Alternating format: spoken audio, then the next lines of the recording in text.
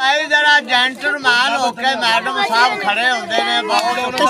video बनाएगी बहुत राजी होके बहुत खुशी मैं मोटरसाइकिल से बह के मास्टर हुनी किवें थे जांदे ने अल्लाह दी आसरे ते हाय हाय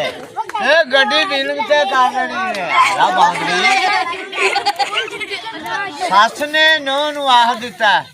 चाह कुट तैयार कर ला ते नूं अगों जवाब दिंदी है मासी मैनू रात दा बुखार हो गया बुखार हो गया नूं नूं सस ने चाह नूं आख्या तैनूं बुखार चढ़ गया ते जदों सस टुर जांदी है फिर मगर किवें खड़ी होके वेखदी है ता किधर गई है सस हाँ ते दियोर तेरा सामने बैठा हुआ है अल्लाह दी आस चाचा यार बहुत राजी बेटा हंसाइए ना ते वक्त ने आप कहाँ थे कब सिखाया था आप लोग ला भाई